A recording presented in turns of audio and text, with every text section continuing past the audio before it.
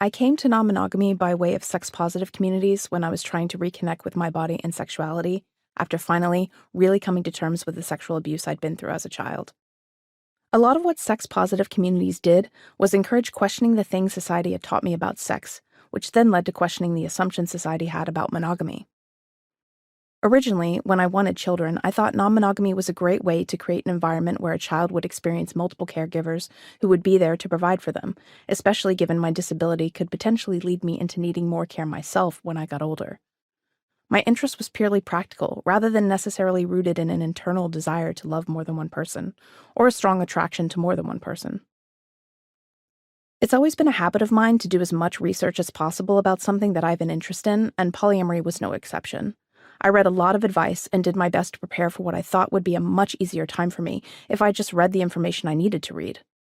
A lot of it made logical sense and seemed fairly straightforward, and when I entered into the community where I felt like I had a lot of support and a lot of the people who had experience whom I could trust. The first couple of times the advice I gathered didn't work, I thought it was my fault.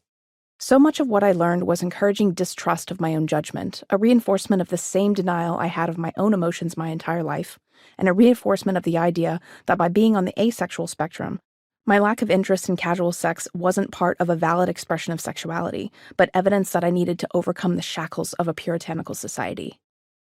Nothing I learned fostered a closer connection to my own emotions, taught me how to calm my nervous system, or helped me negotiate boundaries. It's no surprise, then, that my first experiences with polyamory were extremely sketchy, and I only managed to escape them by reading literature about abusive relationships and abusive patterns, specifically the book Why Does He Do That by Lindy Bancroft, which I frequently recommend. I wouldn't until much later learn that my negative emotions weren't inherently a sign of my own insecurity. I grew frustrated with problems I and others had that I constantly saw crop up that weren't really talked about. I felt like so much of what polyamory advice offered me either didn't address mental health or just didn't work for someone who had the anxiety or the experiences I had growing up. So I did what I usually do when I have thoughts. I wrote them down. I started writing articles about polyamory in 2015, and then after writing a few more and participating in a few online polyamory communities, I was directly asked for advice. I had enjoyed giving advice so much that I decided to try and write an advice column, and Non-Monogamy Help was born in January 2017. 2 years later, I decided to start a podcast version, and I've been giving advice in the column and on the podcast since then. I found that I wasn't the only one that felt that way, and even though I received a lot of pushback from people, I received more encouragement from other people who felt like they had been alone in their feelings too.